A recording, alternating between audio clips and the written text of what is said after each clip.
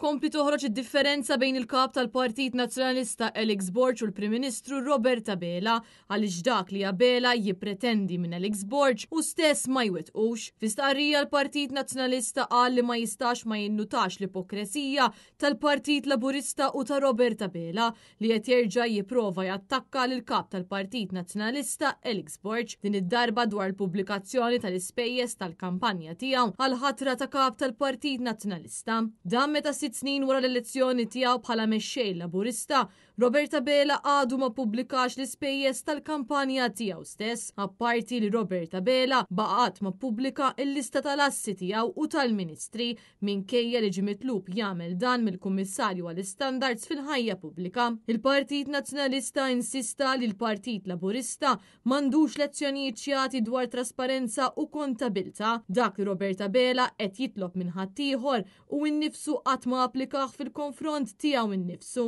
Intant il-Partit Nazzjonalista fakkar illi kif diġà wiegħed Alex Borg jippubblika l-ispejjeż marbuta mal-kampanja tiegħu sa tmiem dan ix-xahar għax jemmen li l-politika għandha ssir b'mod miftuħ u responsabbli. Dak li Alex Borg jgħid bil-kliem iwettqu bil-fatti temm jgħid il-Partit Nazzjonalista.